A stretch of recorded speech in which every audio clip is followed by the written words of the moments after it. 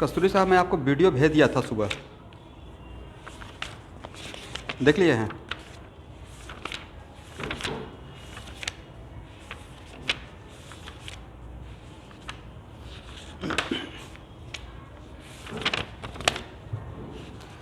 तो अब इस टाइप का क्वेश्चन तो बन जाएगा ना, प्योर रोलिंग का और इंक्लाइन प्लेन पे एक्सेशन वगैरह का जो क्वेश्चन लिए थे, या हाफ ऑफ। आपने क्वेश्चन नहीं भेजा अरमान, जो बोले थे कि सर एक भेजेंगे क्वेश्चन जिसमें half of the track rough था और half of the track friction था।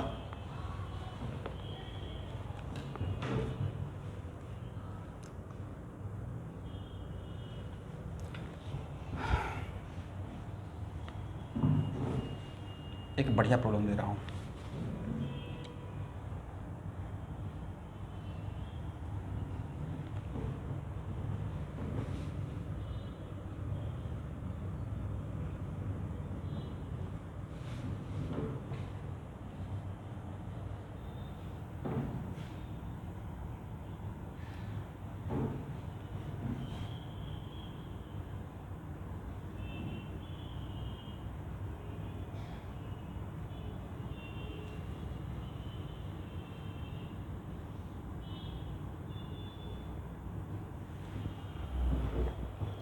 लिखिए,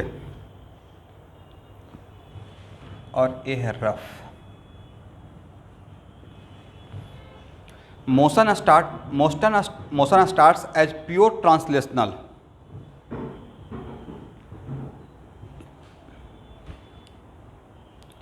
motion start as pure translational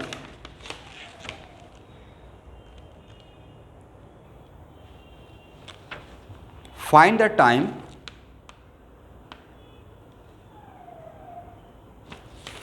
the time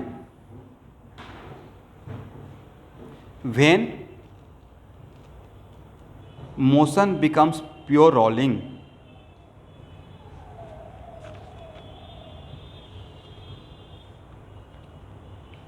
Find the time when motion starts pure rolling.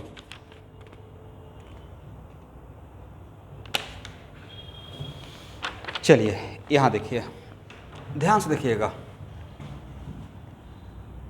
और इसका कोफिशिएंट ऑफ फ्रिक्शन म्यू के दिया हुआ है और रेडियस दिया हुआ है आर। एक इसको मान लीजिए कि ये कुछ डिस्क हो सकता है या सिलेंडर हो सकता है या स्फीयर हो सकता है, वो हम लोग बाद में देख लेंगे, जो भी रहेगा, राइट। अब बताइए कि आपके पास सब लोग सुन पा रहे हैं मुझे? तो मान लेते हैं कि ये कोई इस टाइप का सर्कुलर डिस्क है, उसको मैं घुमाया नहीं, सिर्फ इस सरफेस पे ऐसे फेंक दिया, रोल करके नहीं, सिर्फ ऐसे क्या किया, सरफेस को टच करा के फेंक दिया भी नॉट से। तो ये रोल करेगा या नहीं करेगा?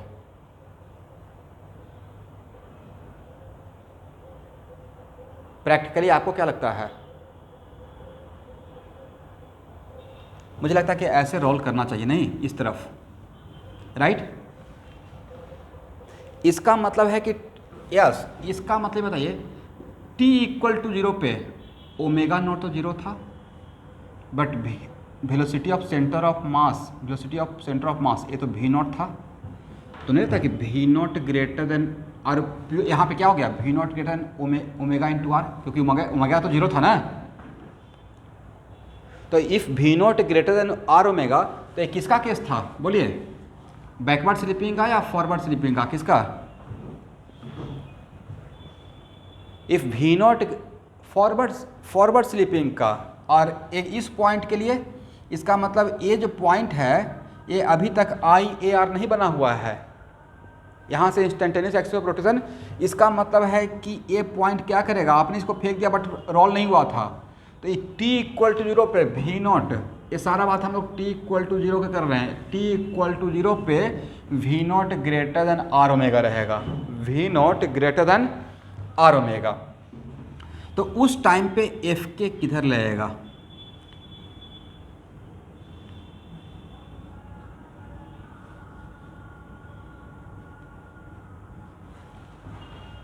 क्योंकि अगर इस पॉइंट का velocity of p with respect to ground, pure rolling तो हम लोग इसी पॉइंट को देखकर करते हैं, velocity of p with respect to ground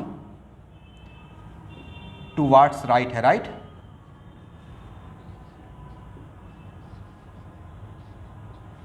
तो अगर velocity of p with respect to ground towards right है तो ऑब्वियसली यहाँ पे एफ एस लगेगा या एफ के लगेगा, एफ के लगेगा। Is it correct? चलिए तो पहले ट्रांसलेशनल, ये बहुत बढ़िया, बहुत अच्छा प्रॉब्लम है।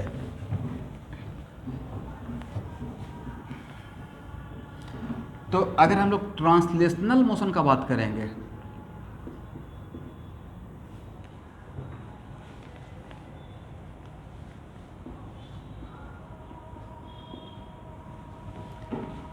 तो कौन कौन सा फोर्स, एक तो mg रहेगा, एक n रहेगा, और कौन सा फोर्स, एक Fk रहेगा, राइट। और प्योर रोलिंग कब जाकर स्टार्ट होगा? तो सर प्योर रोलिंग तब जाकर स्टार्ट होगा जब v equal to are omega होगा। v इक्वल टू क्या हो जाएगा? R omega. Is it clear? But यहाँ पे जब तक प्योर रोलिंग नहीं स्टार्ट होता है तब तक तो यहाँ पे एफ के टुवार्ड्स लेफ्ट लगते रहेगा। तो आप अगर सपोज कीजिए कि हम लोग इस डायरेक्शन को और एक्स एक्सिस बोलते हैं, तो सारे फोर्स को अगर का एक्स कंपोनेंट निकालेंगे, component of all forces along X axis, तो नहीं लगता कि माइनस के एफ के हो जाएगा equal to M into A X. Is it clear?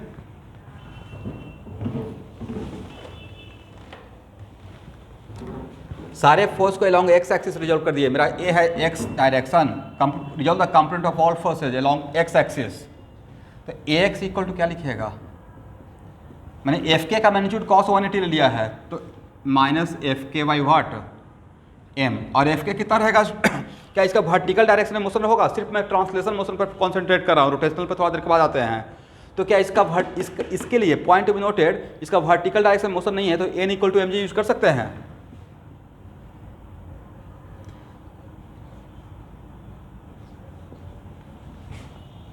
A x equal to कितना हो जाएगा? तो बोलिए, this the case of translational motion के लिए, ट्रांसलेशनल मोशन के लिए this the case of accelerated या डी एक्सेलरेटेड। ये एक्सेलरेशन का केस है या रिटार्डेशन के केस है? रिटार्डेशन। इसका मतलब as time passes V naught center of mass का स्पीड टाइम के साथ कम होगा, करेक्ट। इसका मतलब यहाँ पे, और ए टाइम का फंक्शन है, ए एक्स कॉन्स्टेंट है, कांस्टेंट है, तो क्या है ये हम लोग लगा सकते हैं v x equal to v x equal to u x plus a x into t. तो v x equal to what, u x कितना था? V not minus mu g into t. यहाँ तक आ जाइए।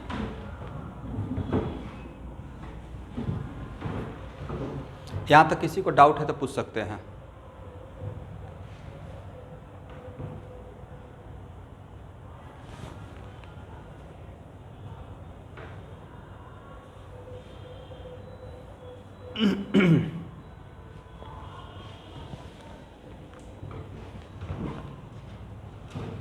हटाई से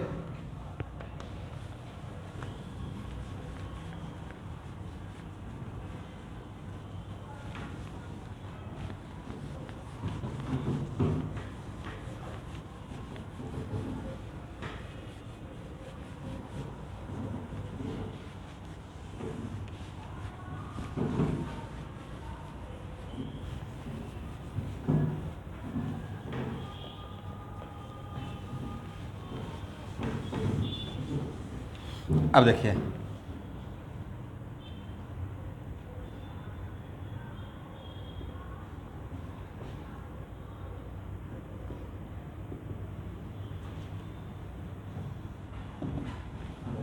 रोटेशनल मोशन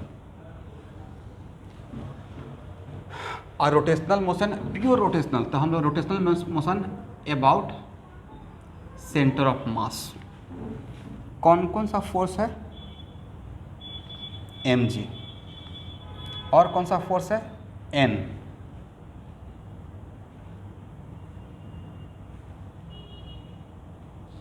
और कौन सा फोर्स है, एफ के।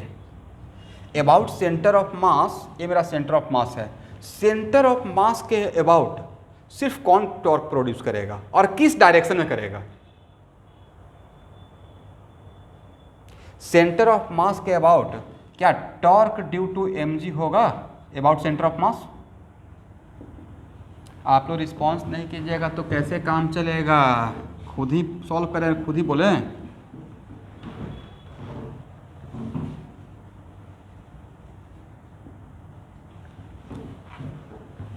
बिल्कुल भी नहीं घबराना है, सबका अच्छा रिजल्ट होगा। थोड़ा सा बढ़िया से पॉजिटिव माइंड सेट से पढ़ाई करते रहिए। इस सफ़र में सब लोग अकेले हैं, बस थोड़ा सा सही टाइम का रिक्वायरमेंट है। ए भी जीरो रहेगा। सिर्फ अबाउट सेंटर ऑफ मास कौन टॉर्क प्रोड्यूस करेगा? F k. And torque due to F k कितना होगा स्टूडेंट बताइए तो torque due to F k, तो यहाँ से हम लोग लेंगे ए रहा आर और ए रहा, तो नहीं लगता है anti clockwise, a clockwise, clockwise r cross F k, तो क्या लिख सकते हैं आर एफ के। और डायरेक्शन क्या रहेगा? अगर इसका मोशन, इसका ये जो मोशन है अगर एक्स वाई प्लेन है तो along negative positive x axis या sorry along positive z axis या निगेटिव जेड एक्सिस, इनवर्ट ना, क्लॉकवाइज का मतलब इनवर्ट टॉर्क, राइट। इसका टॉर्क का जेड कंपोनेंट कितना रहेगा? Minus F k into r, right.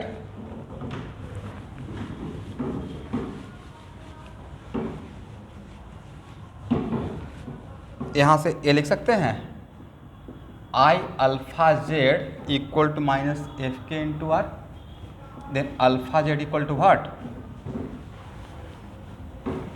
Minus F k r by moment of inertia. बोलिए। तो एक्चुअल में ये जो अगर मान लेते हैं डिस्क ही है, तो ये जो डिस्क इनिशियल में t इक्वल टू 0 पे आपने डिस्क को घुमाकर फेंका था या सिर्फ फेंक दिया था? आपने रोटेट करके नहीं, सिर्फ ट्रांसलेट करके फेंका था, राइट। और फिर भी अगर ये रोटेट कर रहा है तो जो बॉडी जैसा रहता है वो ऐसा ही रहना पसंद करता है अनटिल अनलेस उस पर कोई, जब तक उस पर कोई एक्सटर्नल फोर्स या एक्सटर्नल टॉर्क नहीं लगे। तो कोई भी बॉडी अगर इनिशियली अगर रोटेट नहीं कर रहा, ओमेगा 0 है और वो रोटेट करना स्टार्ट कर रहा है, देन हु इज रिस्पॉन्सिबल? डैम से अबाउट सेंटर ऑफ मास कोई टॉर्क लगेगा, नेट टॉर्क। तो एक्चुअल में एफ के क्या कर रहा है? एफ के इसके ट्रांसलेशनल स्पीड के लिए रिटार्डेशन का काम कर रहा है, इसके ट्रांसलेशनल स्पीड को कम कर रहा है, बट रोटेशनल स्पीड को बढ़ाना स्टार्ट कर दिया, राइट, क्लॉकवाइज डायरेक्शन में। Is it clear? इसी के वजह से घूमना स्टार्ट कर रहा है। जैसे कोई पूछेगा ना क्यों रोटेट करेगा, तो क्या बोलना है? ऑब्वियसली कोई रिस्पॉन्सिबल रहेगा। न्यूटन फर्स्ट लॉ तो यही है कि कोई भी वस्तु जैसे वैसा रहना पसंद करेगा अनटिल अनलेस, जब तक उसमें कोई एक्सटर्नल फोर्स या एक्सटर्नल टॉर्क अप्लाई नहीं हो। पहले तक मैं एक्सटर्नल फोर्स बोलता था, अब एक्सटर्नल टॉर्क भी बोलेंगे, करेक्ट।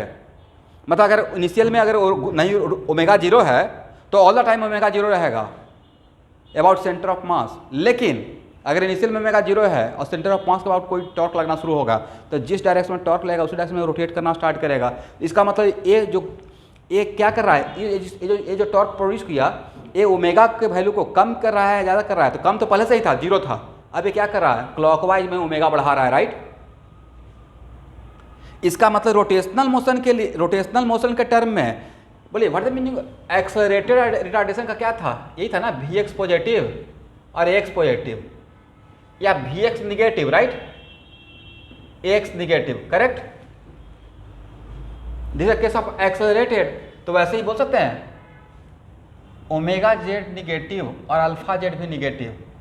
तो this is case of what? Retardation या एक्सेलरेशन? एक्सेलरेशन। क्लॉकवाइज डायरेक्शन में ओमेगा का वैल्यू मैग्नीट्यूड वाइज बढ़ेगा, स्पीड बढ़ेगा क्लॉकवाइज डायरेक्शन में, करेक्ट स्टूडेंट। इसका मतलब एफ के ने क्या किया? लीनियर स्पीड को कम करना शुरू किया। जैसे होगा ना कि क्यों प्योर रोलिंग में जाएगा, इनिशियल में फॉरवर्ड स्लिपिंग है, फॉरवर्ड स्लाइडिंग है, फॉरवर्ड इंग्लिश है, प्योर रोलिंग कैसे होगा? दिमाग में सबसे पहला क्वेश्चन यही आएगा। तो प्योर रोलिंग हो सकता है अगर सेंटर ऑफ मास का स्पीड को कम किया जाए। और इसके ओमेगा को इस डायरेक्शन में बढ़ाया जाए, तो एक टाइम ऐसा आएगा जहाँ पे v का वैल्यू r ओमेगा के बराबर हो जाए, राइट। और जिस टाइम पे ऐसा होगा वही मोमेंट क्या रहेगा, this is the time taken by this system to attend pure rolling, right. समझे? तो क्या यहाँ पे हम लोग ये लिख सकते हैं omega z equal to omega not z plus alpha z into t, और ओमेगा नॉट जेड कितना 0, तो ओमेगा जेड इक्वल टू क्या हो जाएगा minus alpha z into t. और अल्फा जेड कितना है स्टूडेंट, आपके सामने है, राइट। इसको डिस्क मान लिया जाए, कुछ मान लेंगे बाद में जनरलाइज कर लेंगे। तो अल्फा जेड इक्वल टू कितना था minus F k r by I into t. यहाँ तक आइए, जल्दी से आइए।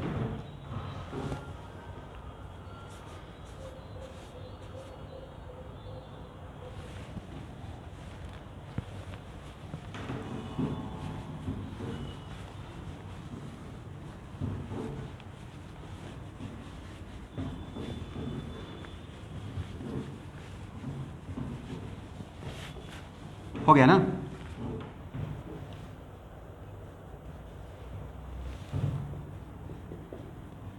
एट दैट, हाँ बोलिए, किसी को और डाउट है तो। At the time of pure rolling क्या लिखेगा, v centre of mass equal to what r omega, correct. Imply ये मैग्नीट्यूड बाई रिलेशन था, किसके बाई रिलेशन था, magnitude by, okay.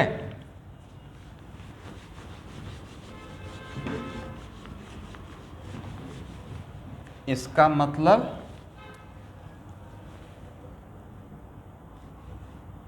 v not minus mu g t equal to r, कितना लिखें, direct लिख सकते हैं, मॉडुलस ले रहे हैं, राइट। इसके अंदर का वैल्यू कभी निगेटिव होगा, ये तो वैल्यू कम हो रहा है, राइट। एक इसके वजह से वैल्यू क्या हो रहा है, कम हो रहा है, लेकिन रहेगा तो पॉजिटिव ही, क्योंकि हम लोग को इसको इसके बराबर करना है। तो मॉडुलस हटा देते हैं, तो v not minus mu g T, यहाँ पे आपसे मिस्टेक हो सकता था, यहाँ से आपसे मिस्टेक हो जाता, ठीक है, क्योंकि यहाँ पे मॉडुलस बाई मैं प्योर रोलिंग कंडीशन लिखवाया हूँ। तो आर एफ के और क्या था, तो आर स्क्वायर हो गया ना, r square F k by I into t. और इसको आप ऐसे भी तो लिख सकते हैं, मोमेंट ऑफ इनर्शिया को एम के स्क्वायर,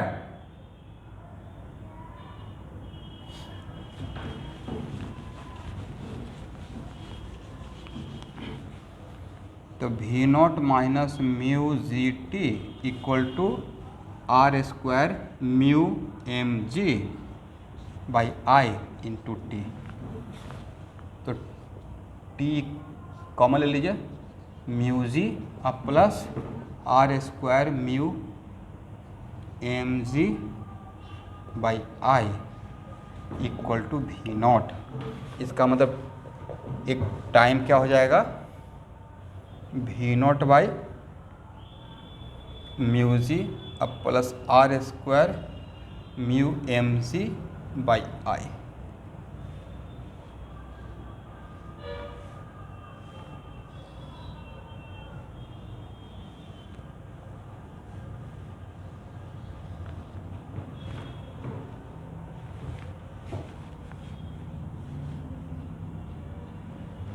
लिख लीजिए, ये कौन सा टाइम है, दिस इज द टाइम जब क्या हो जाएगा, इस टाइम पे प्योर रोलिंग हो जाएगा, राइट। इसमें जो कॉमन है उसको कॉमन लिखा, ये ऑब्जेक्टिव आने का चांस रहेगा। ये बिल्कुल एडवांस लेवल का प्रॉब्लम हो गया, जिसमें किसी बस स्फीयर को मैंने पहले ट्रांसलेट करके फेंका, बट वो ट्रांसलेशन मोशन के लिए फ्रिक्शन रिटार्डेशन का काम कर रहा है, और रोटेशनल मोशन के लिए एक्सेलरेशन का काम किया। ओमेगा को बढ़ाएगा और सेंटर ऑफ मास के लीनियर स्पीड को घटाएगा। एक टाइम ऐसा आएगा जहाँ पे v और इक्वल टू आर ओमेगा हो जाएगा, और जिस टाइम पे ऐसा होगा वहाँ पे हम लोग दोनों का as a function of time, दोनों का as a function of time निकाल लिए और वहाँ से टाइम निकाल लिए। ये बहुत बढ़िया ऑब्जेक्टिव आपका बनेगा, ठीक है स्टूडेंट। बट नहीं लगता कि ये फार्टलेस क्वेश्चन है। एक बार सर आपने ट्रांसलेशन मोशन में फ्री बॉडी डायग्राम बनाया और जो फंडामेंटल इक्वेशन ऑफ काइनेमेटिक्स होता है उसका यूज़ किया, और एक बार रोटेशनल मोशन में अल्फा निकाले और omega z equal to omega not z plus alpha z into t किए, यहाँ से ओमेगा जेड निकाले, राइट। बट देखिए this the quality of rotation, नहीं लगता कि न्यूटन्स लॉ ऑफ मोशन भी आ गया, particle dynamics, free body diagram, rest and motion भी आ गया, फिर टॉर्क भी आ गया, फिर सर्कुलर मोशन का ओमेगा का वैल्यू ओमेगा भी आ गया, omega equal to omega not plus alpha into t, अब तब जाकर रोलिंग का कंडीशन भी आ गया। मतलब एक बढ़िया ऑब्जेक्टिव है। मतलब इनिशियली तो जो बिल्कुल नहीं देखा हुआ है उसको क्लिक ही नहीं करेगा, दिमाग ही नहीं चलेगा कि बनेगा कैसे और घूमेगा कैसे, बनेगा कैसे और घूमेगा कैसे। ये लगेगा घूमेगा बट घूमेगा कैसे वो पता ही नहीं चलेगा। हो गया ना। अब यहाँ पे इसको जनरलाइज छोड़ दें। अब यह स्फीयर भी हो सकता है, राइट, डिस्क भी हो सकता है, सिलेंडर भी हो सकता है, देख लीजिएगा।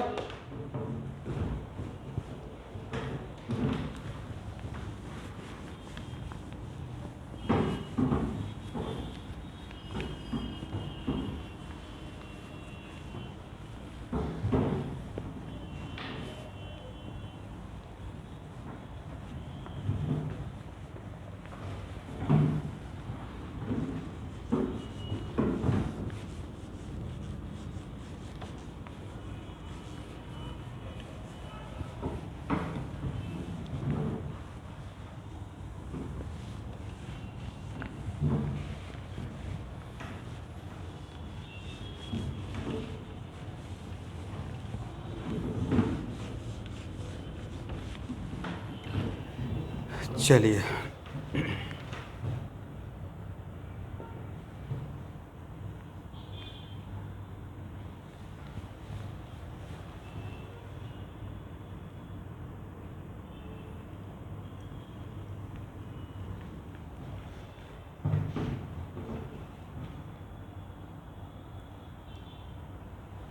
देखिए गांव में हम लोग के टाइम पे एक सर्कस दिखाने के लिए छोटा स्केल पे, वेरी स्मॉल स्केल पे, जो रोड के किनारे ऐसे सर्कस दिखाते रहता है। बाद में पता चला कि वो कितना बढ़िया रोटेशन का प्रॉब्लम था। वो क्या करता था कि साइकिल का जो रिम है, पहिया है विदाउट टायर, टायर हटा हुआ, उसको क्या करता था कि ऐसे ऐसे घुमाकर ऐसे फेंक देता था। घुमा कैसे रहा है, फेंक कैसे रहा है, देखिए तो घुमा रहा है एंटी क्लॉकवाइज, आप फेंका किधर है, टुवर्ड्स राइट। तो हम लोग देखते थे कि थोड़ा आगे जाने के बाद वो खुद से फिर पीछे आ जाता था। बड़ा सरप्राइजिंग लगता था कि फेंक आगे रहा है अब पीछे आ रहा है, राइट। फेंक किधर रहा है, आगे, और आगे थोड़ा देर जाने का फिर किधर आ रहा है, पीछे। तो ये प्रॉब्लम लेंगे, ठीक है। बट अभी के समटाइम्स ऐसा रहता है ना, यहाँ देखिए कभी कभी साइकिल का चेन गिर जाता है तो हम लोग स्टैंड पे लगा के पहले चेन चढ़ाते हैं। तो स्टैंड पे साइकिल करके ऐसे घुमाते रहिए, और अचानक से अगर स्टैंड को गिरा दिए तो साइकिल पीछे जाएगा या आगे बढ़ जाता है। वजह आपने तो, इसका मतलब आगे बढ़ने का मतलब है कि सेंटर ऑफ मास का स्पीड हो गया, एग्री। इसका मतलब ये हुआ, यहाँ देखिए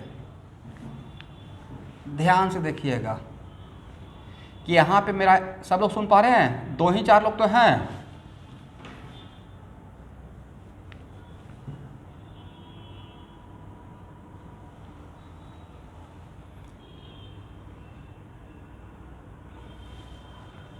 लेकिन देखिए प्लेलिस्ट फाइल भेजने से फ़ायदा हुआ है, बहुत सारा स्टूडेंट जो नहीं भी लाइव आ रहा था क्लास किया है, उसके पीछे एक उसका रियल मेंटर भी रहा है।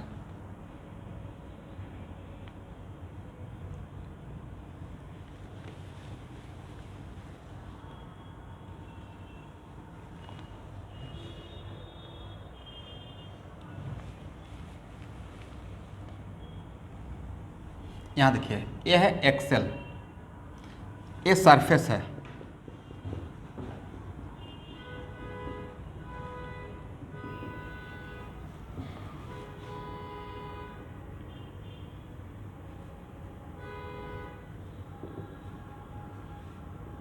इसको मैं ओमेगा नॉट से रोटेट कर रहा हूँ क्लॉकवाइज, ओमेगा नॉट से। और ये एक्सेल है, इसके बाद ओमेगा नॉट से रोटेट कर रहा है, और ये भी सरफेस को टच नहीं किया है, ये रफ सरफेस है, इसका कोफिशिएंट ऑफ फ्रिक्शन म्यू के है। तब यहाँ पे लाकर जेंटली यहाँ पे इसको छोड़ दिए। तो इनिशियली क्या सेंटर ऑफ मास का वेलोसिटी था? आप सिर्फ घुमा रहे हैं ना सेंटर ऑफ मास के अबाउट, राइट? इसको हम लोग इनिशियली क्या कर रहे हैं? This system, this rigid body only in rotational motion, not translational motion. This rigid body only in rotational about motion about its axle, एक जो एक्सिस है, एक्सेल है यहाँ पर लगा हुआ, उसके अबाउट सिर्फ घुमा रहे हैं। जैसे ही इसको यहाँ पर टच करा के छोड़ देते हैं, इसका मतलब t = 0 पे ओमेगा नॉट 0 नहीं है, मतलब ओमेगा नॉट है, but velocity of centre of मास क्या है? 0 है। तो बोलिए इस केस में क्या हो जाएगा? नहीं लगता v less than r omega हो गया, हाँ या ना? t = 0 पे एक v नॉट तो है ही नहीं सेंटर ऑफ मास का, तो जब 0 तो और एक इसका वैल्यू ओमेगा नॉट है, तो ऑब्वियसली इस ए वैल्यू क्या रहेगा? ए वैल्यू बड़ा हो गया, और ए वैल्यू बड़ा हो गया तो this the case of what? Forward sliding, forward slipping या बैकवर्ड स्लिपिंग? बैकवर्ड स्लिपिंग हो गया, राइट? तो जब बैकवर्ड स्लिपिंग होगा, इसका मतलब है कि इस पॉइंट का, ये जो पॉइंट है, पॉइंट P का velocity of point P with respect to ground किधर रहेगा? टुवार्ड्स राइट रहेगा मेरे डायग्राम में, या टुवार्ड्स लेफ्ट रहेगा? टुवार्ड्स लेफ्ट हो जाएगा, नहीं, क्योंकि ये ऐसे घूम रहा है, राइट? तो एक्चुअली होना भी चाहिए ना, इसका वेलोसिटी सेंटर ऑफ मास का कोई वेलोसिटी है नहीं, तो velocity of point P with respect to ground के लिए लिखे थे ना, velocity of point P with respect to centre of mass plus velocity of centre of mass with respect to ground. तो सेंटर ऑफ मास के point P का centre of mass के respect में, तो सेंटर ऑफ मास बैठ के देखिएगा तो सर्कल में घूमते हुए इधर आ जाएगा। किधर जाता नजर आएगा? यहाँ देखिए स्टूडेंट, सब लोग देख पा रहे हैं, यहाँ जाएगा टुवार्ड्स लेफ्ट, इसके लिए ए वाला, राइट? बट ए वाला वैल्यू था क्या? t = पे वैल्यू 0 था, तो ओवरऑल ये पॉइंट किधर जाते हुए नजर आएगा? इस अगर ए क्लॉकवाइज में घूम रहा है तो ये पॉइंट टुवार्ड्स लेफ्ट नजर आएगा, राइट? यस। इसका मतलब इस पे, यहाँ पे इस पे फोर्स ऑफ काइनेटिक फ्रिक्शन किधर लगेगा? ये तो हम लोग डे टू डे लाइफ में भी देखते हैं कि अचानक से गाड़ी को बढ़ा देते हैं तो पीछे की तरफ घिसटता है, आगे की तरफ नहीं, ब्रेक लगाने पे आगे की तरफ टायर घिसटता है। अचानक से एक्सीलरेटर देते हैं तो टायर किधर? रोटेशन ज़्यादा है, और उस जितना रोटेशन है उतना सेंटर ऑफ मास उसको मेंटेन नहीं कर पाया, v = r ओमेगा नहीं कर पाया, तो क्या होगा? ये टायर पीछे की तरफ खींचेगा। दैट्स व्हाई इस केस में क्या लगेगा? f के आगे लगेगा, राइट? चलिए, तो अब ट्रांसलेशनल मोशन का बात कीजिए, और इसको x एक्सिस मान लीजिए। तो ट्रांसलेशनल मोशन का बात करते हैं तो कौन कौन सा फोर्स?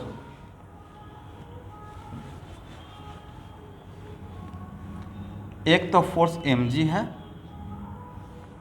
एक फोर्स n है,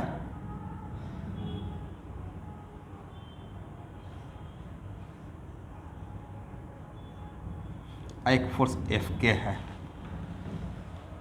तो बोलिए सारे फोर्स का कंपोनेंट के लॉन्ग x एक्सिस अगर रिजॉल्व करते हैं तो क्या लिख सकते हैं? Fk = m × ax, then ax = what? Mu × g। तो बोले ट्रांसलेशनल मोशन के लिए अब रिटार्डेशन का केस रहेगा या एक्सेलरेशन का? इस Fk की वजह से आगे जा इसका सेंटर ऑफ मास, ये सारे फोर्स का एंजॉय कौन करता है? सेंटर ऑफ मास। तो अब ट्रांसलेशनल मोशन के लिए एक्सेलरेशन का केस बन गया। For translational motion it becomes what? Accelerated. Agree? तो यहाँ पे Vx = ux plus ax × t मैं सेंटर ऑफ मास लिख रहा हूँ। ट्रांसलेशनल मोशन और किसी रिजिड बॉडी का कंबाइन मोशन को अलग अलग कर देखते हैं, इसका मतलब है कि ट्रांसलेशनल मोशन के लिए मैं सेंटर ऑफ मास को देख रहा हूँ सिर्फ, ठीक है? और सारे फोर्स का एंजॉय सेंटर ऑफ मास करता है। तो ये टर्म तो 0 था ना, तो Vx = क्या हो जाएगा? μg × t, equation first. Agree? अब रोटेशनल मोशन देखिए, रोटेशनल मोशन के अगर सोचते हैं तो एक फोर्स mg है, एक फोर्स n है, और एक फोर्स Fk है। एन और एम जी की वजह से तो torque zero, torque due to n भी क्या रहेगा, zero. But what about torque due to F k, तो इसका ओमेगा है ऐसे, बट टॉर्क किधर लग रहा है स्टूडेंट, क्या जिस डायरेक्शन में ओमेगा है उसी डायरेक्शन में टॉर्क लग रहा है या उसका अपोजिट साइड में, उसका अपोजिट डायरेक्शन में है, राइट।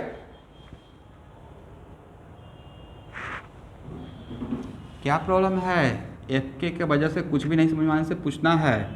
तो एफ के वजह से टॉर्क किधर, एफ के वजह से टॉर्क अबाउट सेंटर ऑफ मास, अगर हम लोग रोटेशनल मोशन देख रहे हैं, rotational motion about centre of मास अगर देख रहे हैं, तो यहाँ पे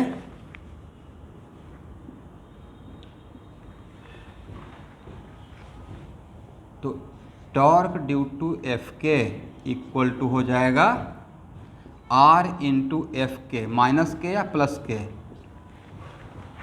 क्लॉकवाइज को हम लोग जनरली क्लॉकवाइज को निगेटिव जेड एक्सिस और एंटी क्लॉकवाइज को पॉजिटिव जेड एक्सिस।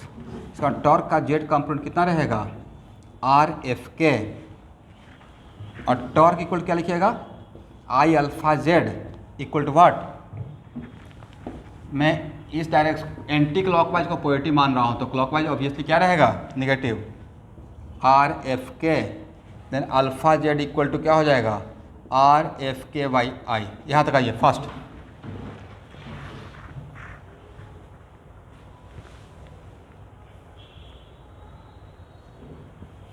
तो बोलिए यहाँ पे एफ के रोटेशनल मोशन के लिए किसका काम किया, एफ के वजह से रोटेशनल मोशन का क्या एक्सेलरेशन हुआ या रिटार्डेशन हो रहा है, रोटेशनल मोशन का रिटार्डेशन हो रहा है, बट ट्रांसलेशन मोशन क्या हो रहा है, एक्सेलरेशन हो रहा है, राइट। इसका मतलब इस केस में क्या होगा, ओमेगा कम होगा और सेंटर ऑफ मास का लीनियर स्पीड ज़्यादा होगा। ओमेगा कम होना हो शुरू हुआ और स्पीड ज़्यादा हो रहा, और एक टाइम पे दोनों का दोनों किस कंडीशन को सेटिस्फाई कर लेगा, एक टाइम पे दोनों भी इक्वल टू आर ओमेगा को सेटिस्फाई कर लेगा। Is it correct.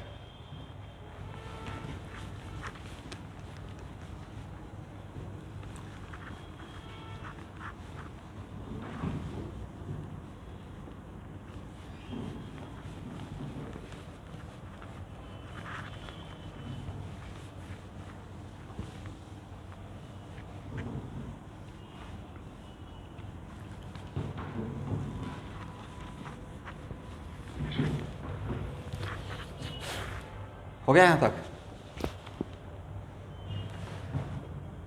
तो ओमेगा जेड इक्वल लिख सकते हैं ओमेगा नॉट जेड अब plus alpha z into t, according to your my sign convention initial value क्या लिखे हैं, ओमेगा नॉट या minus omega naught, omega naught या माइनस ओमेगा नॉट,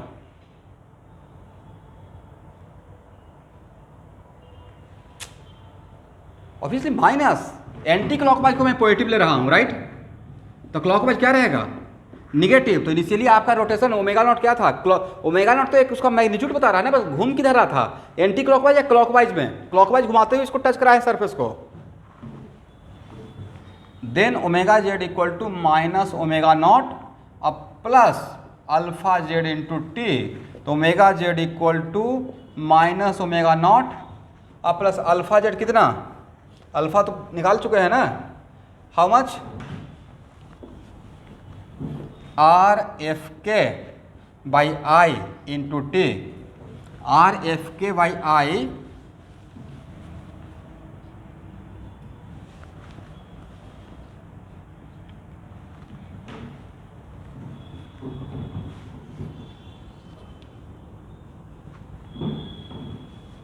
हो गया।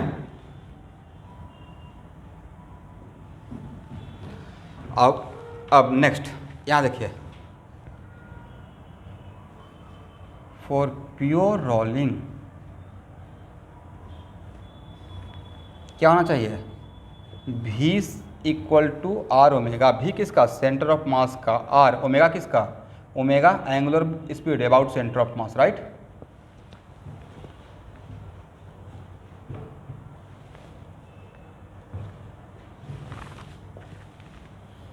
तो v के लिए कितना आया था स्टूडेंट? v के लिए आया था बटे मैग्नीट्यूड है mu g t equal to कितना हो जाएगा? Modulus of minus omega not अब plus r F k by I into t.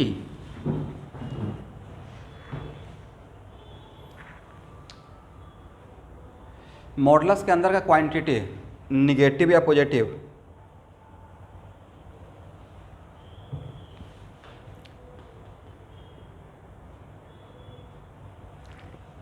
Modulus यहाँ देखिए, ऐसा तो नहीं होगा ना कि ये क्लॉकवाइज घूम रहा है तो अभी एंटी क्लॉकवाइज घूमना शुरू हो जाएगा। जो मेरा सिचुएशन है घूमेगा तो क्लॉकवाइज ही, राइट? ये तो ओमेगा है ना।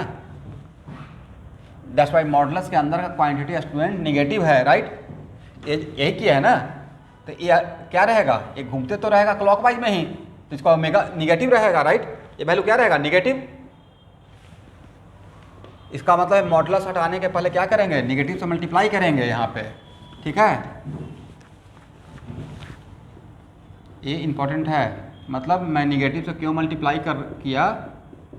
R F k by I into t, then यहाँ पे टी क्या हो जाएगा? तो टी हो जाएगा omega naught by mu g अब plus r F k by आई।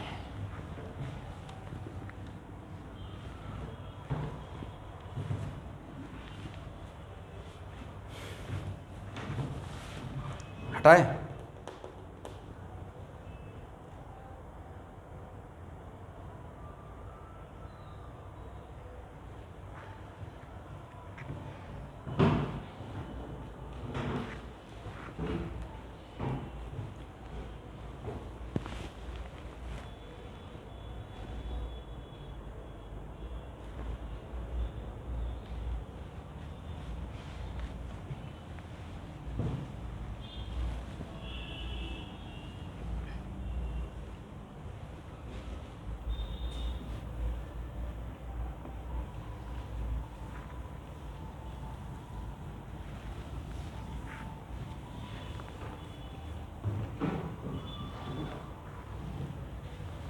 अब यहाँ पे आपको सब कुछ तो पता ही रहेगा।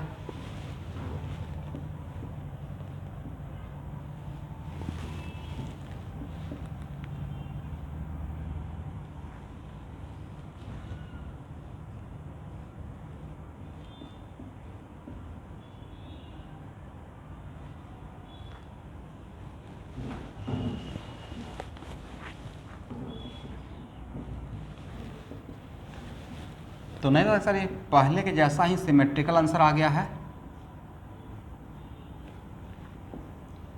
इससे पहले के आंसर में क्या था? ऊपर है वी नॉट, यहाँ पे क्या है? Omega naught, right? और क्या हो जाएगा स्टूडेंट? म्यू जी कॉमन ले तो आर एम, और कहीं पे कुछ छूटा हुआ है क्या?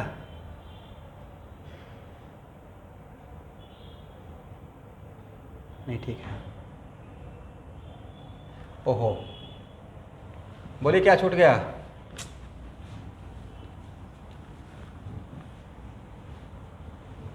भी इक्वल टू आर ओमेगा ना।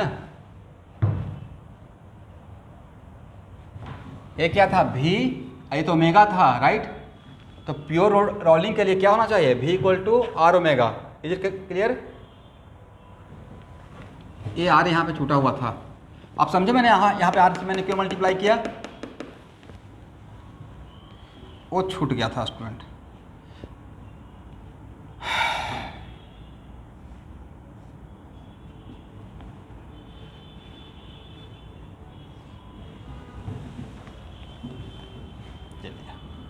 अब यहाँ पे ज़्यादा जनरलाइज काम करना चाहते हैं तो मोमेंट ऑफ इनर्शिया आई ही रहने दीजिए। उससे फ़ायदा होगा कि डिस्क भी रह सकता है, हॉलो सिलेंडर भी रह सकता है, राइट? जिसका भी रहेगा उसका बन जाएगा। घर पे इसको एक एक बार बनाना पड़ेगा दोबारा, तब आपको क्लियर होगा। इससे पहले का प्रॉब्लम लिए थे तो वो ट्रांसलेशनल मोशन का रिटार्डेशन था, बट रोटेशनल मोशन के लिए एक्सेलरेटेड था। इस क्वेश्चन में ट्रांसलेशनल मोशन के लिए एक्सेलरेटेड है, बट रोटेशनल मोशन के लिए क्या था? D accelerated. ओके,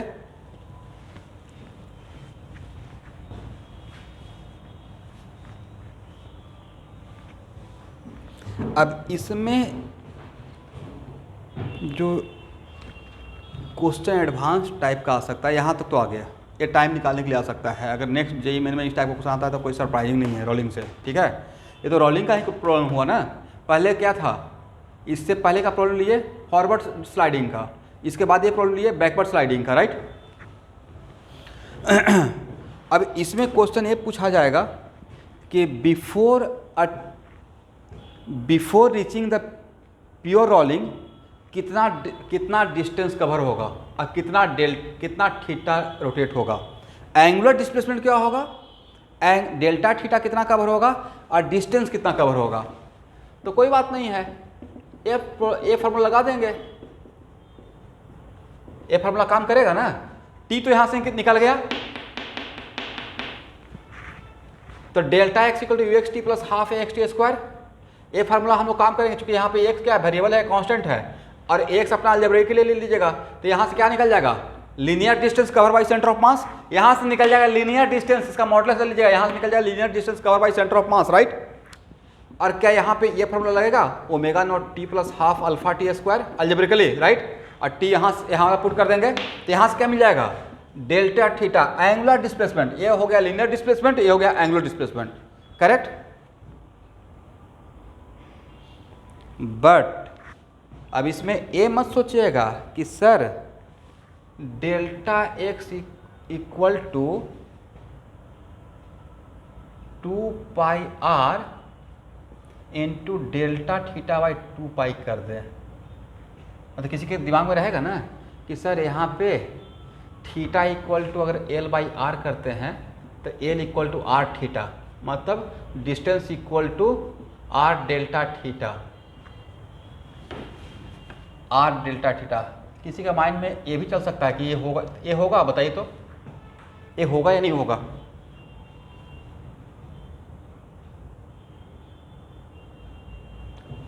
ये हो सकता है या नहीं हो सकता है कि एक बार अगर रोटेट किया, राइट, तो एक बार रोटेट करने से क्या 2 पाई आर, तो अगर यहाँ पे theta l equal to l by r, तो एल इक्वल टू इस फार्मूला को हम लगाते हैं तो इसको सेटिस्फाई करेगा या नहीं करेगा।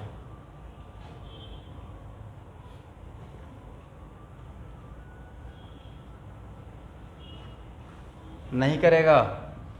वजह है कि ये कब सेटिस्फाई करेगा, जब प्योर रोलिंग रहेगा। कि प्योर रोलिंग में अगर 2 पाई से, अगर प्योर रोलिंग में 2 पाई एंगल अगर रोटेट करता है, तब जितना इसका पेरिफेरी है 2 पाई आर, उतना ये आगे बढ़ेगा, राइट। अगर प्योर रोलिंग है तो, राइट। बट अगर प्योर रोलिंग नहीं है तो क्या इस कंडीशन को सेटिस्फाई करेगा कि 2 पाई रोटेट करने से 2 पाई आर आगे जाएगा। प्योर रोलिंग का केस नहीं है तो 2 पाई रोटेट करने से क्या 2 पाई आर आगे जाएगा। सर 2 पाई आर आगे नहीं जाएगा, उससे ज़्यादा भी जा सकता है और कम भी हो सकता है, बट 2 पाई आर के बराबर नहीं होगा। तो ज़्यादा कब होगा, अगर फॉरवर्ड स्लाइडिंग है तो 2 पाई आर से ज़्यादा हो जाएगा। बैकवर्ड स्लाइडिंग है, देखते कभी कभी गाड़ी स्टार्ट कर रहे हैं, चक्का घूम रहा है लेकिन आगे नहीं जा रहा है, अगर कीचड़ में फंसा हुआ, राइट, तो डेल्टा थीटा तो ज़्यादा हो गया बट 2 पाई आर के बराबर नहीं रहा। इसलिए इस कंडीशन को यहाँ पे डेल्टा थीटा, ये delta x equal to r theta equal to l by r, ये फार्मूला यहाँ पे लगाकर डेल्टा एक्स, मतलब यहाँ से जो डेल्टा एक्स निकालेंगे और सोचेंगे कि इस डेल्टा थीटा में आर से मल्टीप्लाई कर इसके बराबर हो जाएगा, ये नहीं होगा। कब तक नहीं होगा, जब तक प्योर रोलिंग को अटेंड नहीं करेगा। Is it clear. इसलिए ये अलग निकालेंगे, नहीं तो होता ना कि एकदम स्मार्टली आंसर निकाल लें, तो समटाइम स्मार्टली निकाल रहे हैं तो बी केयरफुल कि आप कर क्या रहे हैं। तो मैंने यहाँ पे अब ये वैल्यू निकल जाएगा, तो इसको अलग निकालेंगे, इसको अलग निकालेंगे, और इसके बीच में एक कोई रिलेशन नहीं रहेगा जब तक ये प्योर रोलिंग नहीं अचीव होता है। लिख लीजिए, भूल जाइएगा, ये भी निकालने के लिए आएगा।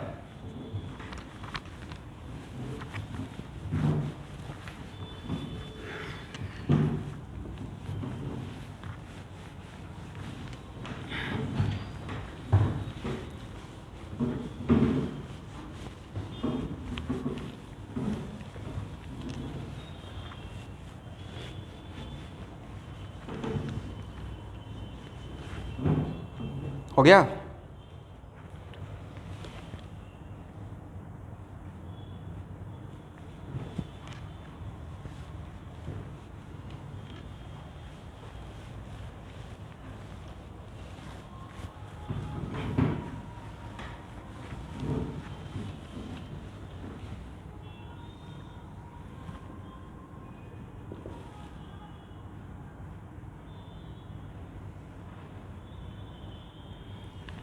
देखिए स्टूडेंट, ये सरफेस पे है, ठीक है।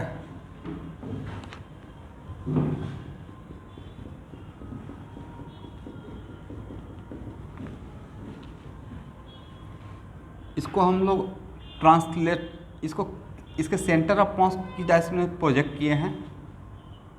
मैं एक साथ दो काम कर रहा हूँ। इसको टुवार्ड्स राइट प्रोजेक्ट किया हूँ बट एंटी क्लॉकवाइज घुमाकर, और वी नॉट और ओमेगा नॉट में मुझे रिलेशन नहीं पता है, इसके बीच में इनिशियली कोई रिलेशन नहीं है, राइट। फेंके किधर और घुमाए किधर? फेंके हैं टुवार्ड्स राइट बट इसको रोटेट किधर किए हैं? Anti clockwise. इसका मतलब मैंने दोनों एक साथ कर दिया, फेंक भी दिया और घुमा भी दिया, right.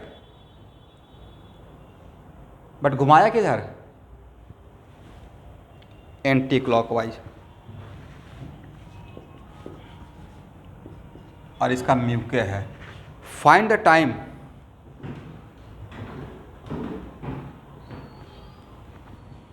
When omega becomes 0।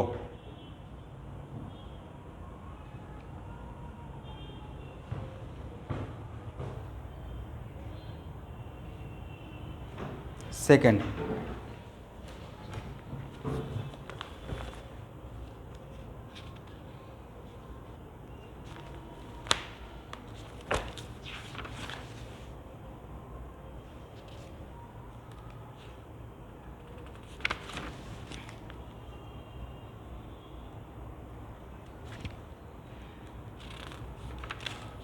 find the time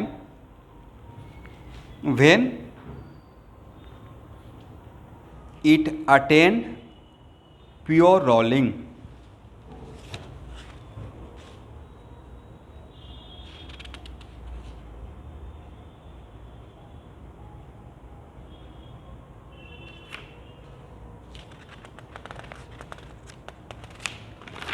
next,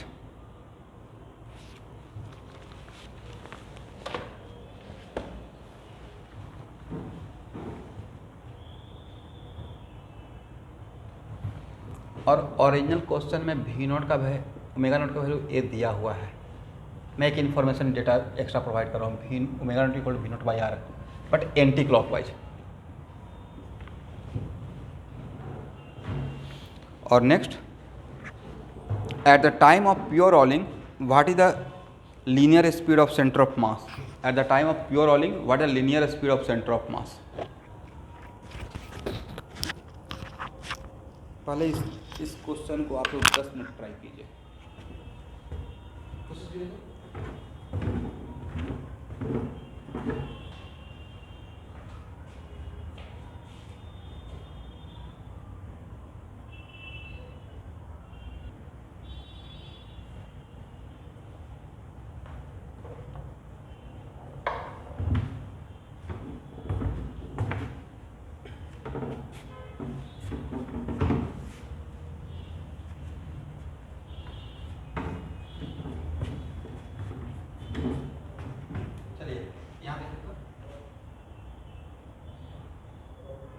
आप लोग सुन पा रहे हैं?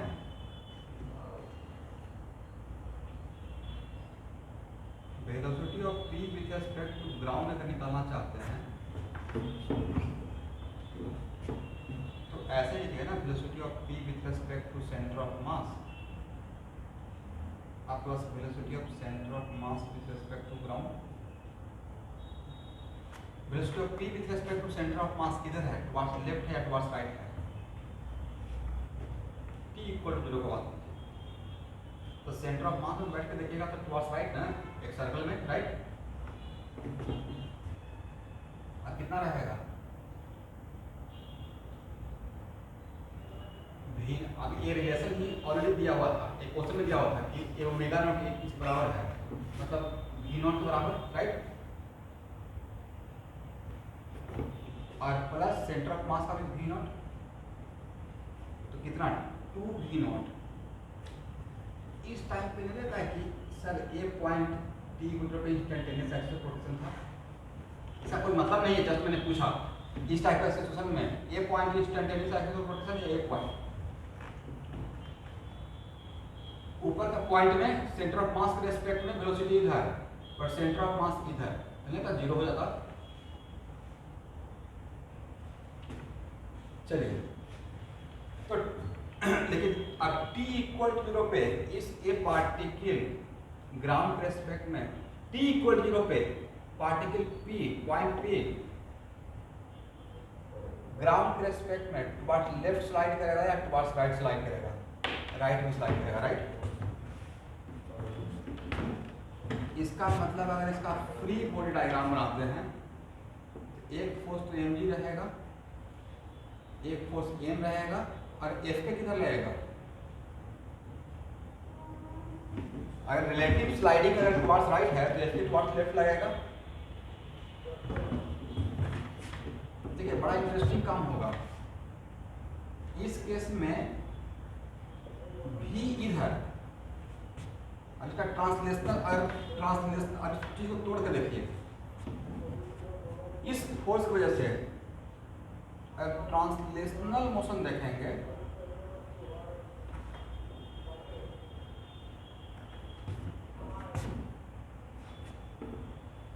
तो एक्चुअल में ट्रांसलेशनल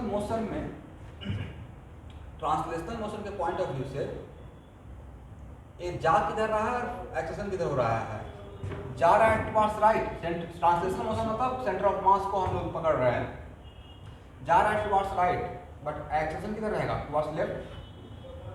हाँ या ना? तो ट्रांसलेशनल मोशन के लिए एक्सेलरेशन किस रहेगा, या रिटार्डेशन किस रहेगा?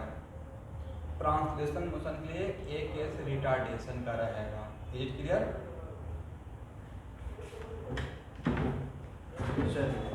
इसका मतलब टाइम के साथ ही स्पीड कम होगा, नहीं, टाइम के साथ स्पीड क्या होगा? कम होगा। अब एक बार रोटेशनल मोशन का पॉइंट ऑफ व्यू से देखते हैं। तो रोटेशनल मोशन के पॉइंट ऑफ व्यू से अगर चीज़ों को देखते हैं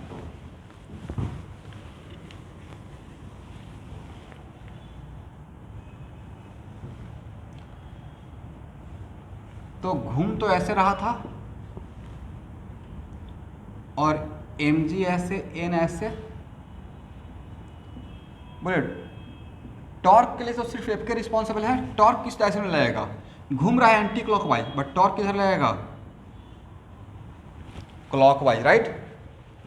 तो टॉर्क क्लॉकवाइज इम्प्लाई अल्फा भी तो क्लॉकवाइज, तो ओमेगा है एंटी क्लॉकवाइज और अल्फा है क्लॉकवाइज। तो रोटेशनल मोशन के लिए भी रिटार्डेशन का काम है। रोटेशनल मोशन के लिए भी क्या रहेगा? रिटार्डेशन रहेगा। Is it clear? इसका मतलब यह है कि दोनों क्या, लीनियर स्पीड भी कम होगा, लीनियर स्पीड भी कम होगा। और ये बहुत बढ़िया क्वेश्चन है, ये तो बिल्कुल एक क्वेश्चन के अंदर 3 क्वेश्चन रहेगा एडवांस में, ठीक है। इसका मतलब ये है कि इसका एक ट्रांसलेशनल मोशन के लिए भी रिटार्डेशन का काम होगा और रोटेशनल मोशन के लिए भी रिटार्डेशन का काम होगा। तो अब इस केस में सर लीनियर स्पीड भी डिक्रीज करेगा और एंगुलर स्पीड भी डिक्रीज करेगा।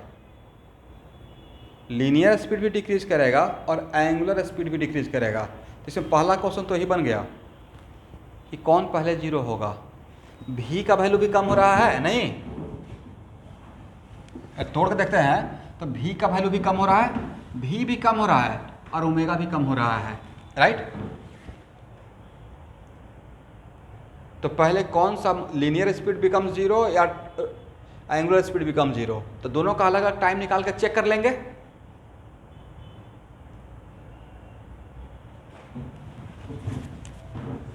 यहां तक दिखाइए, बनाइए।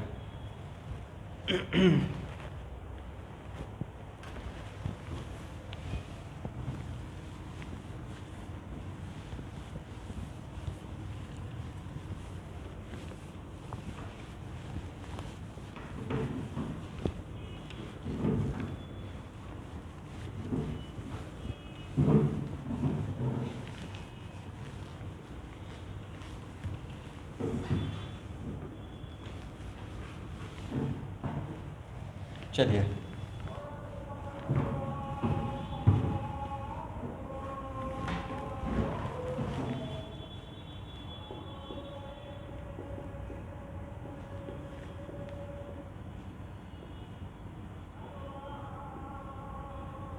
देखिए तो मैंने सही लिखा।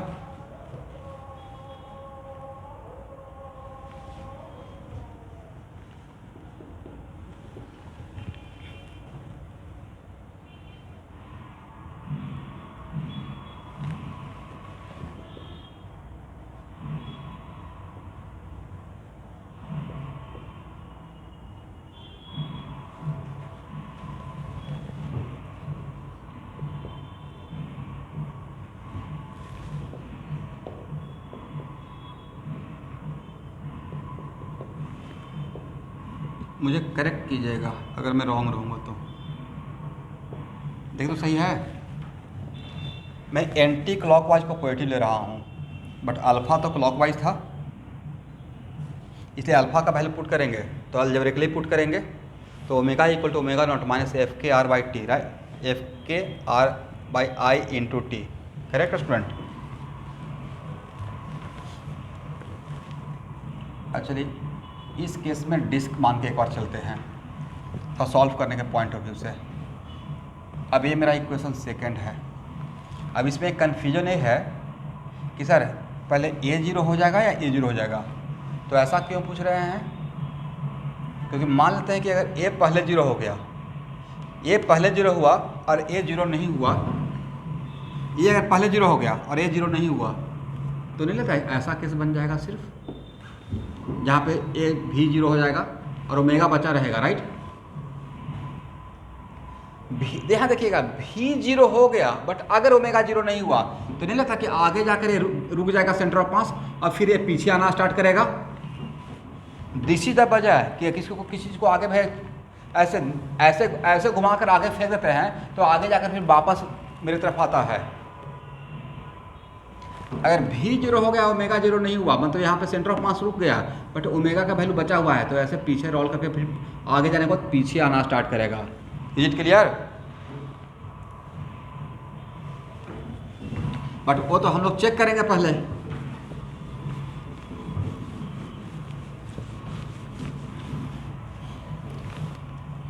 चलिए, if v x equal to 0 then v not minus mu g t equal to 0, then t कितना हो जाएगा? V not by mu g. और अगर इफ ये किसके लिए है? This is the time when linear velocity becomes 0। अगर if omega equal to 0 imply what? Omega not minus F k r. अब मोमेंट ऑफ इनर्शिया कितना होता है? एम आर स्क्वायर बाई 2 ना। डिस कर लेते हैं तो इक्वल टू 0 कितना हो जाएगा? और इसका वैल्यू कितना था? तो t इक्वल टू क्या लिखिएगा? t इक्वल टू यहाँ से ओमेगा नॉट का value v not by r put कीजिए, 2 को यहाँ लेके जाइए। ये दिया हुआ था mu m g by m into t और यहाँ पे एक r बचा रहेगा इक्वल टू 0। तो r से r कैंसिल कर दीजिए तो t कितना हो जाएगा? और m से m कैंसिल कीजिए तो t कितना हो जाएगा? V not by 2 mu G. बोलिए कौन पहले 0 हो जाएगा? लीनियर स्पीड इस केस के लिए या एंगुलर स्पीड? किसका टाइम छोटा है? ए वैल्यू छोटा है, right. This is the time when angular speed become 0। This is the time, इसको बोलते हैं टी भी और इसको बोलते हैं T omega. This is the time when linear speed become 0। This is the time when, इसका मतलब टी भी ग्रेटर देन क्या है? T omega. मतलब क्या रहेगा? ओमेगा 0 हो गया बट भी 0 नहीं हुआ। Correct student? ये ऑब्जेक्टिव मैं बता रहा हूँ, ये ऑब्जेक्टिव पूछा जाएगा भाई, ये ऑब्जेक्टिव पूछा जाएगा। ये थोड़ा कॉन्सेप्ट नहीं है, बहुत डेप्थ का कॉन्सेप्ट हो गया।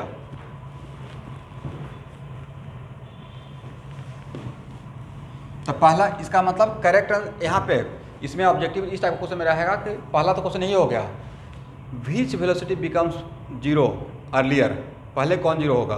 तो इस केस के लिए, इस सिचुएशन के लिए, अभी नहीं है कि ऑलवेज यही करेक्ट रहेगा। इस सिचुएशन के लिए एंगुलर स्पीड पहले 0 हो जाएगा और angular speed becomes 0 before linear speed. और लीनियर स्पीड फिर बाद में 0 नहीं होगा।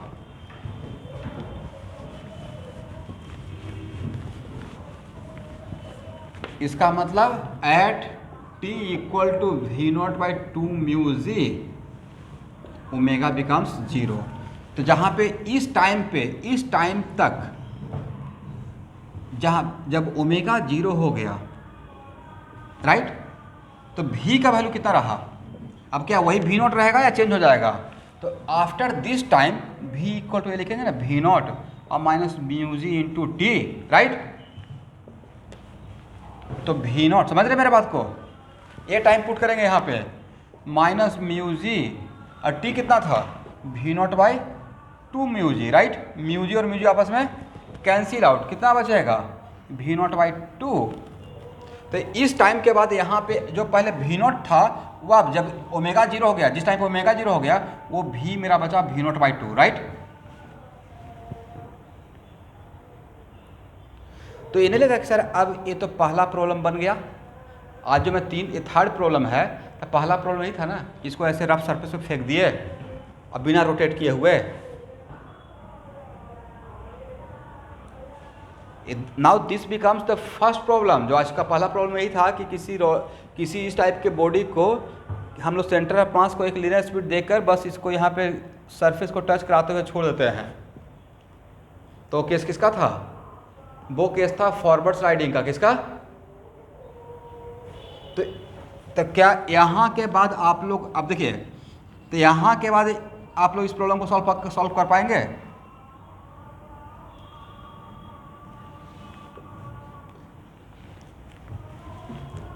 यहाँ तक आइए, इसके बाद मैं बताता हूँ।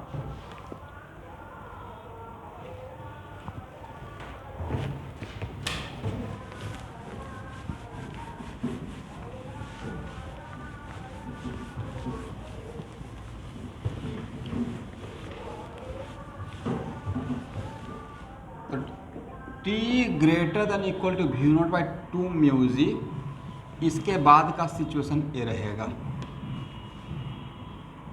और इसमें अब यहाँ पे v इनिशियल और this the case of forward sliding. तो अब f के किधर लगेगा? इस डायरेक्शन में जाएगा, राइट। और ओमेगा तो 0 था। अब बोलिए, अब ये रोटेशनल मोशन के लिए किसका काम करेगा? इसने पहले क्या किया, एंटी क्लॉकवाइज ओमेगा को कम करते करते 0 कर दिया। क्या कर दिया? 0। और उसके बाद ये क्या करेगा, अब जब ओमेगा 0 हो गया तो बट टॉर्क तो अभी भी लग रहा है। इस टॉर्क के वजह से यह कैसे रोल करना शुरू करेगा? पहले जो एंटी क्लॉकवाइज घूम रहा था अब क्लॉकवाइज घूमना शुरू करेगा, राइट।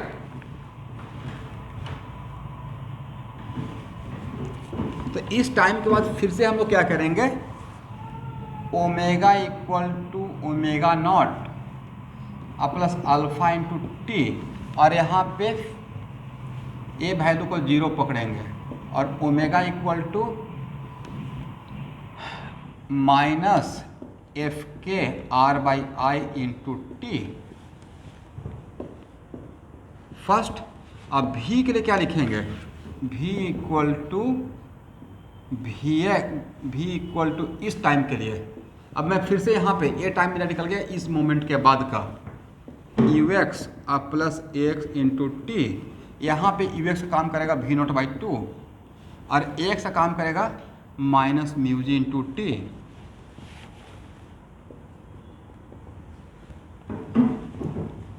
तो अब अगेन प्योर, अब यहाँ पे देखिए अब क्या होगा कि इसके बाद ओमेगा ऐसे रहेगा और ए ऐसे रहेगा। तो अब क्या होगा कि एक ऐसा टाइम आएगा जहाँ पे ए पॉइंट पी रेस्ट में आ सकता है, क्योंकि सेंटर ऑफ मास के अबाउट इसका मोशन है towards left, but due to centre of mass इसका मोशन है टुवर्ड्स राइट।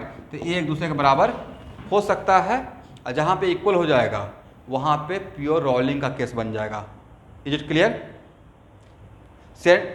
किसी पार्टिकल का मोशन सेंटर ऑफ मास के अबाउट और सेंटर ऑफ मास का मोशन ग्राउंड के अबाउट, दोनों अगर अपोजिट डायरेक्शन में जा रहा है तभी जाकर वो प्योर रोलिंग हो पाएगा, अदरवाइज प्योर रोलिंग नहीं हो पाएगा, राइट।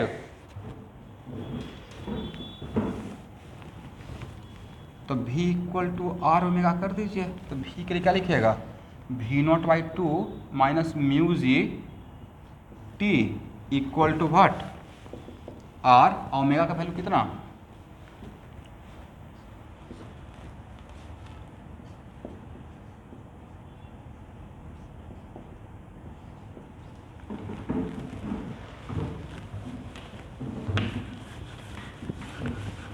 कितना आएगा टाइम, v0/2। ये वैल्यू ऑब्वियसली पॉजिटिव रहेगा, म्यू जी टी। प्लीज़ जहाँ पे समझ में नहीं आएगा पूछना है, एज इट इज मत कीजिएगा।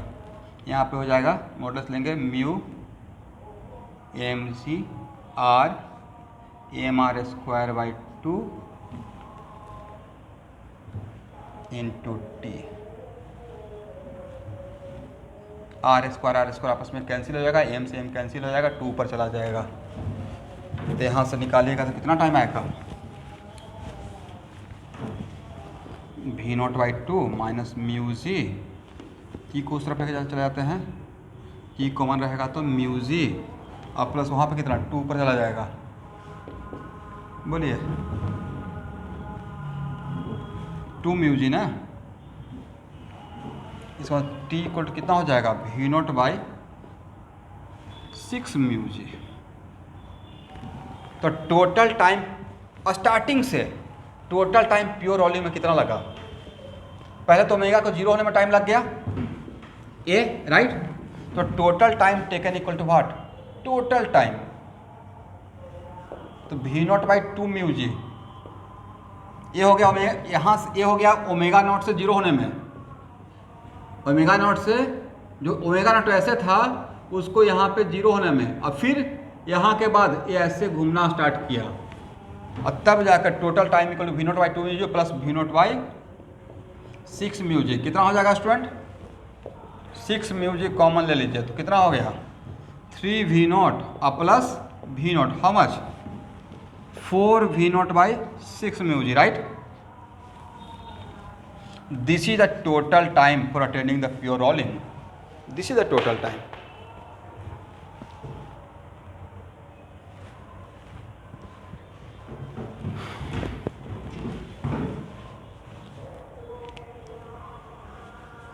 जब प्योर रोलिंग गेन करेगा तो उस टाइम पे linear speed centre of mass का क्या रहेगा, तो शुरू से ही देख सकते, इसमें पुट कर दीजिए, इसमें कौन सा टाइम पुट कीजिएगा, अगर इस यहाँ देखिए मेरा जहाँ पे मार्कर जा रहा है, इसमें अगर उस टाइम का निकालना चाहता है लीनियर स्पीड, तो इसमें कौन सा टाइम पुट करेंगे, टोटल टाइम या दिस टाइम, ए पुट करेंगे, राइट। और अगर शुरू से लेंगे कि नहीं सर, शुरू से ले लेते हैं, v x equal to u x plus a x into t, शुरू से ही अगर यहाँ पे v0 लेते हैं और म्यू जी, तब यहाँ पे कौन सा टाइम पुट कीजिएगा, स्टार्टिंग से लीजिएगा तो ये टाइम पुट करना पड़ेगा, okay. 4v0 by how much, 6 mu g और म्यू जी आपस में कैंसिल, 2 यहाँ पे 3 हो जाएगा, कितना हो जाएगा student, 3v0 minus 2v0/3, how much, v0/3, agree. इसका मतलब जिस टाइम पे प्योर रोलिंग गेन करेगा उस टाइम पे लीनियर स्पीड रहेगा सेंटर ऑफ मास का v0/3, इस क्वेश्चन के लिए। तो क्या प्योर रोलिंग के टाइम का ओमेगा निकाल लीजिएगा, जिस टाइम पे प्योर रोलिंग रहेगा, v equal to are omega, मतलब कितना, r v0/3। ये तो बहुत बढ़िया प्रॉब्लम था।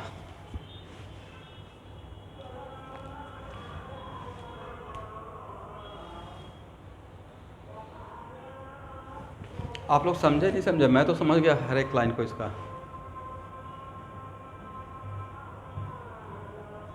अरमान आलम, कस्तूरी शाह, श्यामना,